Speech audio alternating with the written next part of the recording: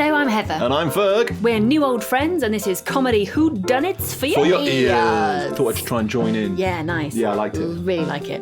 Welcome to episode 1 of series 2, Crimes of the Country Garden. Crimes of a Country Garden, yo! Okay, we were thrilled by your reaction to series 1, Crimes Against Christmas, so we've worked as hard as we can to get something new out to you during this latest lockdown. Please do like, rate and subscribe and spread the word as far as you can if you enjoy the show. And if you really enjoy it, there's a link on our website where you can buy us a virtual coffee. Enjoy meeting Penny and Perry. Off we go!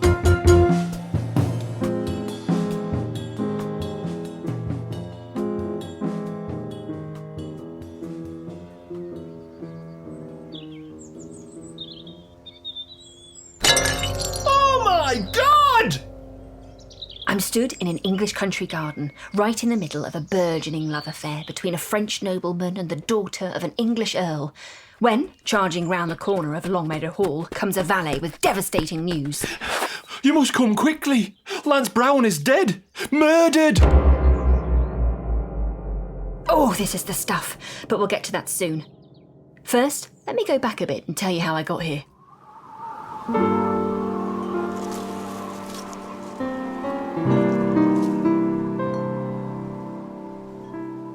I distinctly remember the day I started working for Perry Pink. I'd put a ring around the advert in the paper a few days earlier. When I first saw it, I thought it was unusual, but now I know Perry, I can see exactly what happened. Underneath the headline, Girl Wanted, it said... What? No. Why would I care about a good sense of humour? Well, she just needs to be able to use a typewriter, answer the phone and have a stomach for crime. What? Well, yes, this is a work vacancy. I'm a detective. Exactly. Well, so is that enough? For the ad. How much per word? Oh, just print everything I've said. A girl with the right stuff will sort it out, I'm sure. Put P. Pink Detective Agency at the end. P. Pink Detective Agency. It must have cost him a fortune. I think it was mean of the paper to print his name twice when it was obvious what he meant. But Perry would have probably just waved them off saying... Yes, that's fine. He'd have lost interest and be wanting to carry on not doing whatever it was he was supposed to be doing. Perry isn't as daft as people think. He just isn't great at focusing. The grass is always greener in another field of thought. He's the only person I know who gets distracted from procrastinating by the work he's just stopped before putting off that work to waste time doing something else and starting the whole cycle again. I've always wanted to be a detective, ever since I read my first paperback murder mystery. My older brother works for the police, and I'd like to have followed in his footsteps, but men don't like a woman explaining how the wireless works, let alone allowing us to solve crimes. So, being a detective's assistant was the best I could hope for. I got more than I bargained for with Perry's job. It's to do with transmitting and receiving electromagnetic waves, by the way. The wireless, not the job. I finished my makeup and swept my hair into a loose bun, which I fixed with an ornamental brass dagger, and out I went.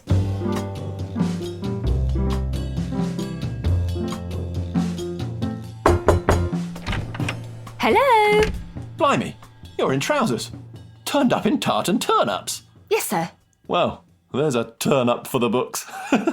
Mr. P. Pink? That's right. How did you know? Your name is on the door, sir. Is it indeed? Oh, yes. I remember some enterprising young man selling it to me. Absolutely ruined an engaging talk we were having about the origins of the word clue by constantly dragging the chat back to his engraving. I bought the thing to try and move the debate along, but no sooner had I signed my name on the docket, he was off like a rocket. Impressive things, rockets. The word comes from the Italian for loom, I believe. This was my first encounter with the unusual rhythm of Mr. Pink's conversation.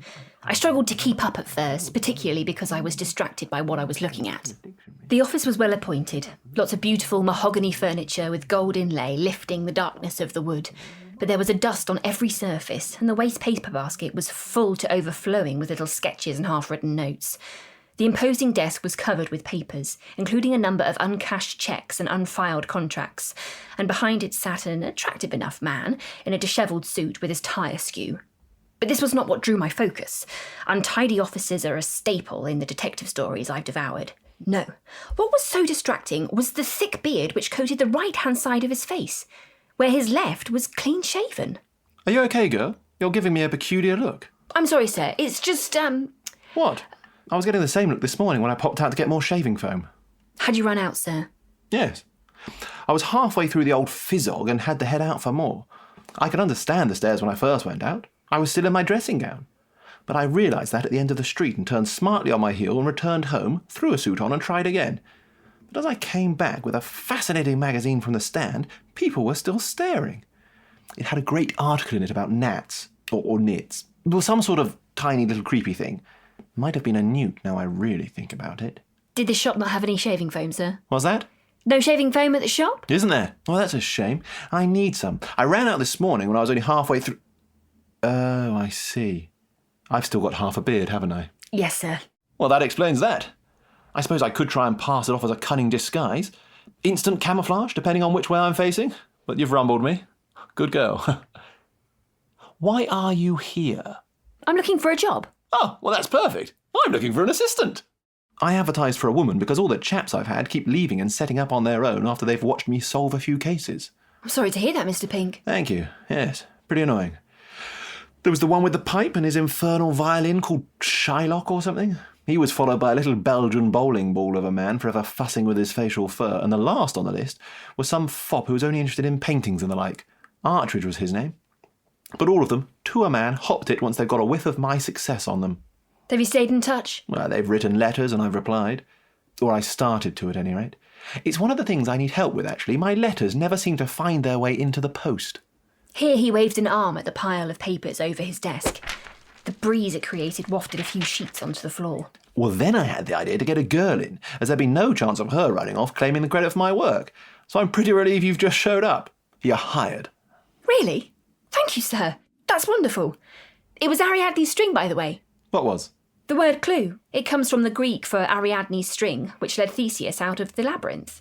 Fascinating. What's your name? I'm Penny, sir. Miss Penny Pink. Extraordinary. Me too. Your first name's Penny? What? No, Perry. Of course. The P. Pink Detective Agency. And you're a P-Pink too. Excellent. We're not related, are we? I don't think so, sir. No, shouldn't think so. You've got a lovely little nose. Not like my great schnoz. I actually think Mr. Pink's nose is quite dignified. A bit like the pictures of Roman emperors and the generals you see. And I wouldn't say it to him now because I'd set him off on a history of the empire.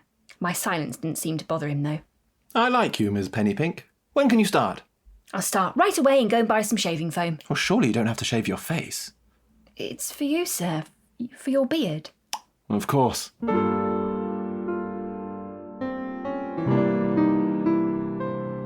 That was a couple of years ago. As I said before, Mr. Pink is not dense, but his distracted nature does mean that his assistant is more hands-on when it comes to solving crimes than you might expect.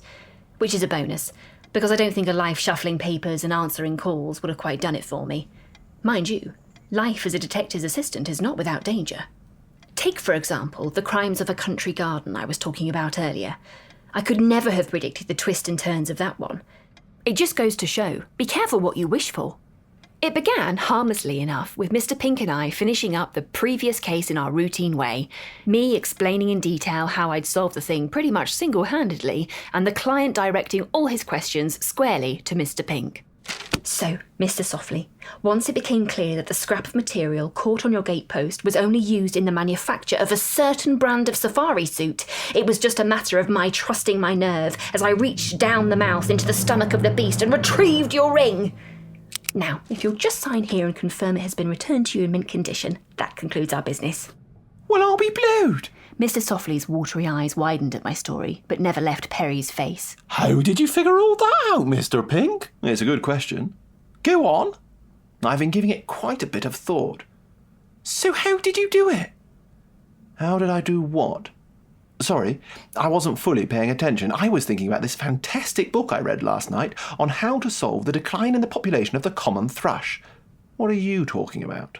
Mr. Softly was asking how you managed to solve the case, Mr. Pink. Me? Yes. I gave Perry one of my focus looks. Eyes wide as I can get them and my eyebrows high and furrowed. It normally brings him back in line. And if not, I progress to the pointed throat clearing. Of course. Sorry. Mr. Who? Softly. Mr. Who? Have you got a headache, Ms. Pink? You don't allow your brain the time to wander, which is the secret to a balanced mind.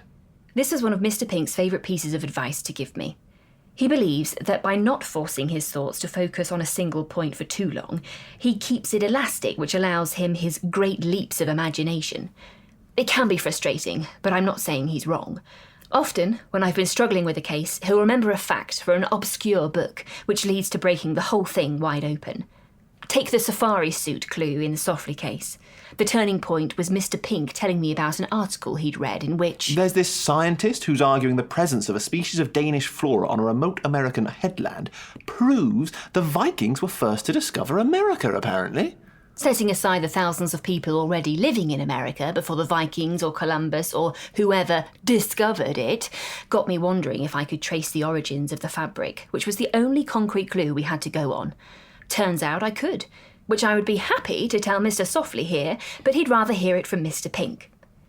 So I'm not saying Mr. Pink's relaxed brain isn't useful, but sometimes you have to knuckle down and put in the legwork. And by you, I mean me.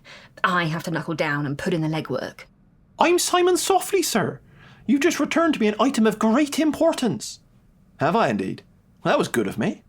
Yes, sir, this engagement ring, which was retrieved from the stomach of Lenny the lion, having been hidden there by Mr. Darkley, the zookeeper, who is Mr. Softly's rival for the affections of Miss Lauder. I see. What type of lion? Transvaal, Asiatic, perhaps Panthera leomelanchiata, a fascinating black-maned East African subspecies who in the...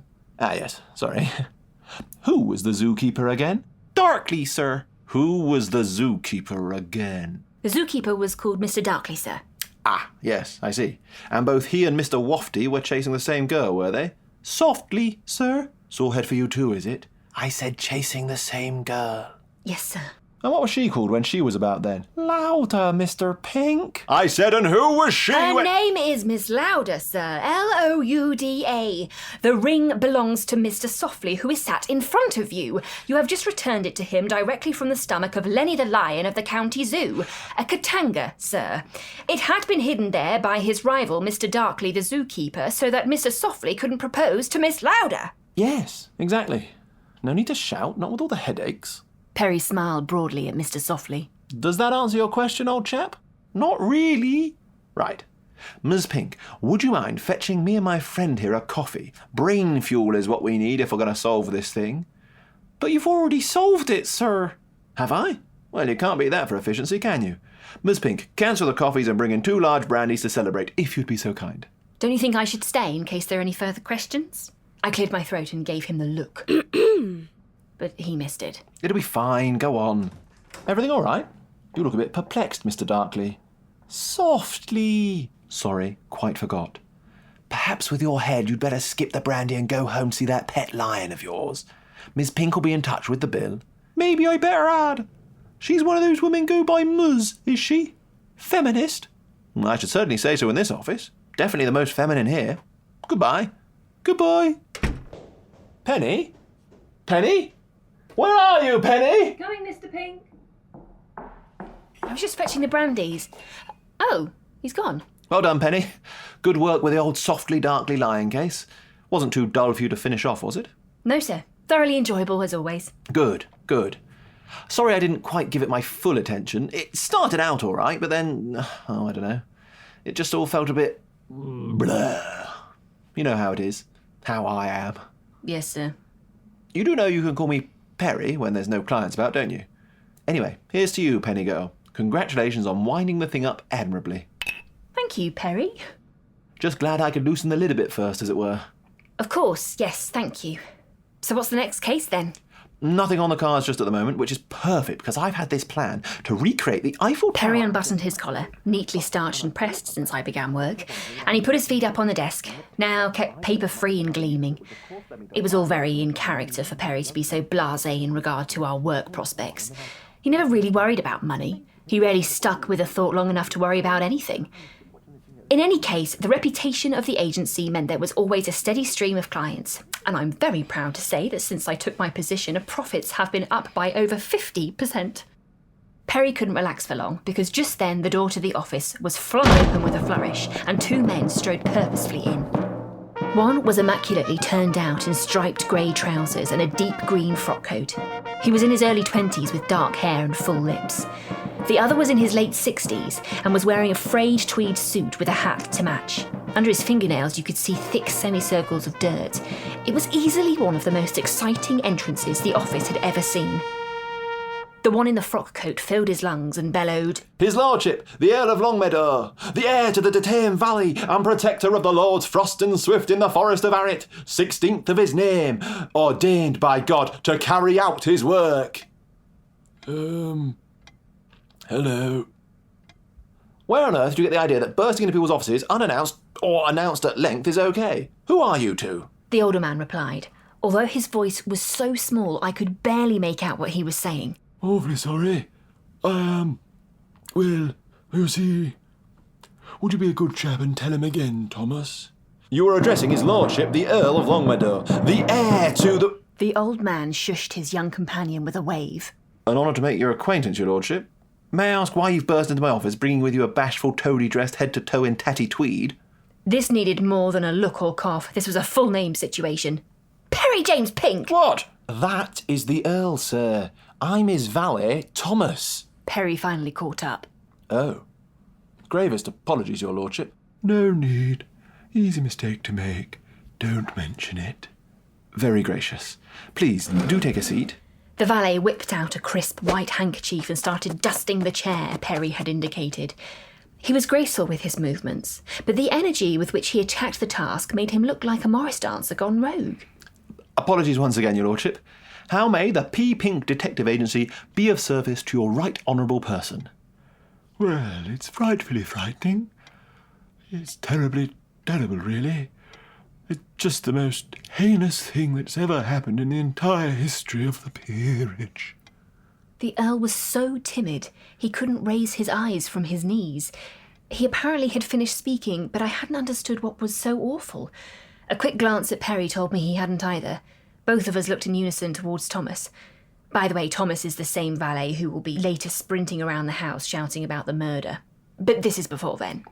The Earl wishes you to investigate a murder at his country estate. A murder? This was brilliant news. Terrible news for the victim, of course, but I couldn't believe I was going to investigate a murder. It's always been a dream of mine. I've read so many novels about it, and I'm absolutely sure I'd be absolutely brilliant. So I was pretty disappointed when Perry replied, A murder?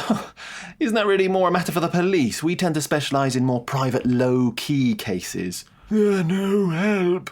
Ah, yes. Well, unfortunately, his lordship has already been to the police, and sadly they said there is nothing they can do. Perry's eyes practically jumped out of their sockets. Nothing they could do? About a murder? Apparently the victim of the crime isn't worthy of police attention. Who is the victim, your lordship? Who are you, young lady?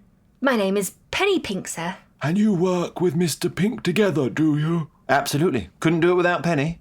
How very modern. Tell them, Thomas. Very well. The victims are Lady Helen Stewart, Viscountess Folkestone, an Earl of Dufferin, and 2 Dukes of Albany. Perry looked both impressed and horrified. Blimey, that's a veritable killing spree. And the police have washed their hands of the whole thing, you say? Afraid so. His lordship requires your services as soon as possible because he fears yet more death. Henri Martin, Blanche Double de Coubert, and Lady of Shalott are looking distinctly peaky, not to mention the climbing Madame Butterfly and Easley's Golden Rambler. Dear God, this is awful. Life being taken at a rate not seen since the heyday of Jack the Ripper. Which reminds me of this interesting little story. Not right now, Perry. Lady of Shalott, Easley's Golden Rambler, climbing Madame Butterfly. I think I know why the police weren't interested. You do? I do. Your lordship, are we talking about roses here, not people? Yes. Yes, we are. What else would we be talking about? My dear roses. Poor things. Who would do this to them? He'd removed his little hat and was twisting and turning it in his hands. The poor man was clearly racked with emotion. My gran used to love her garden, constantly battling against bindweed, greenfly and slugs. But her delight in a bunch of sweet peas was nothing compared to the depth of feeling his lordship so obviously had for his roses. There, your lordship. You can count on the PPDA to get to the bottom of this horticultural homicide. Don't you worry. With the shadow of murder no longer cast over the case, Perry had relaxed and was delighted to help. I was thrilled by the news. It might not have been the excitement of life and death hanging in the balance, but it would make a nice change of pace from our usual workload. Remember, I didn't know what you and I know now. Knowing what's to come, I still think I'd have been just as excited. The Earl rose from his chair and bowed to us before replacing his hat on his bald head and making his way to the exit. Thomas helped his master out of the door and down to the car. I looked out at the window and saw it was a thing of beauty, a long, slender, purple body with those great swooshing curves of silver coming up over the wheels. Exactly the sort of car I'd imagine an Earl to be driven around in. Well, what do you make of this then, Penny Girl? I think it would be nice for us to get out of the city, I suppose. Not much to go on, though, is it? Not yet, but the valet is coming back up. He'll tell us more, I'm sure. Quite right. Oh, and just think of the library there'll no doubt be. Hundreds of fascinating little books just filled with tasty morsels. Oh, this'll be exciting. It'll be an opportunity for me to brush up on my knowledge of flowering British plants. Absolutely. I've never been inside a big stately home before either. Oh, they're just the same as any ordinary home. Just with higher ceilings, more rooms, fancy furniture, events of historical significance, and priceless masterpieces hanging on the walls. That sort of thing. That does sound quite different, Perry. Yes. Yeah, I suppose it does. By now, Thomas had left his employer safely tucked up under a blanket in the back seat and returned to fill us in on the rest of the details. Apparently, competitive rose growing is a big thing amongst Britain's landed gentry, and the Earl of Longmeadow is some sort of local champion. He was absolutely convinced that the blight affecting his beloved blooms was not naturally occurring, but the work of one of his rivals, intent on grabbing his green-fingered glory for themselves.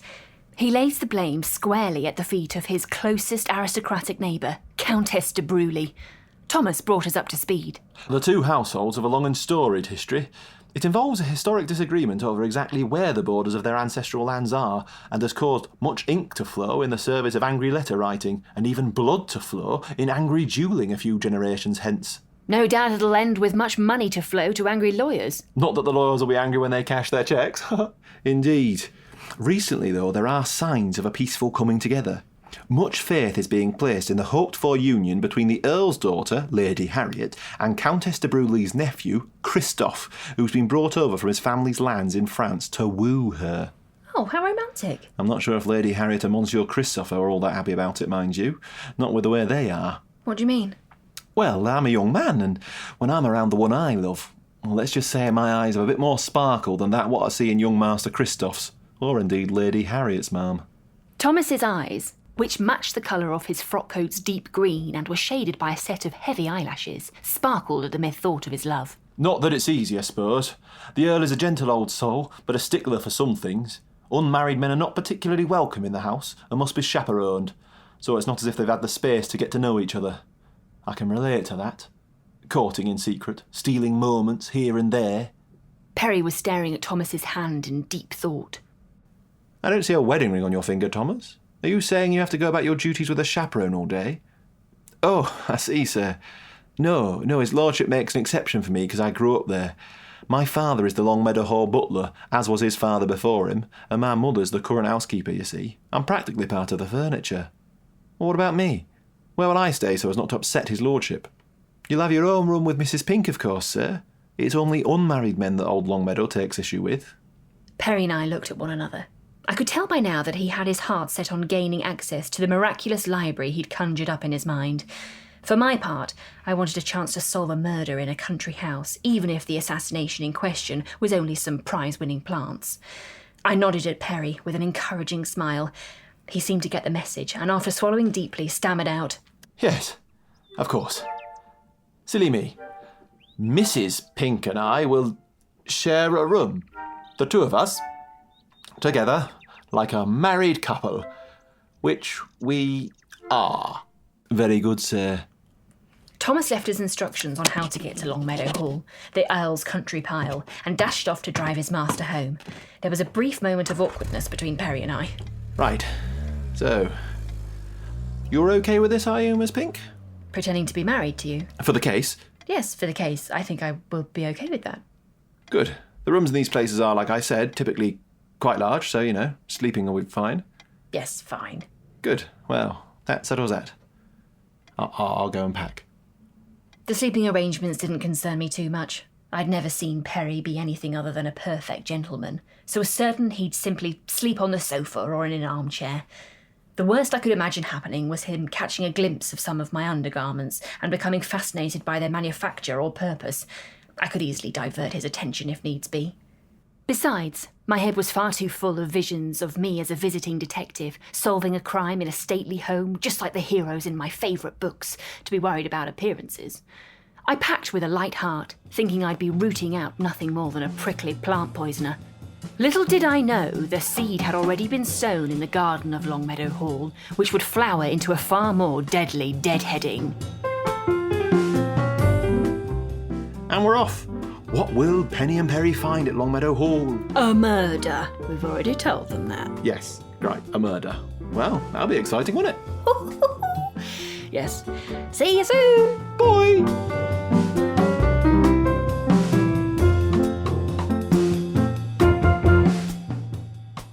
Crimes of a Country Garden is part of Comedy Whodunnits for Your Ears, a New Old Friends production. Performed by Heather Westwell and Fergus Woods Dunlop, who also writes the show, with music and sound from Fred Riding.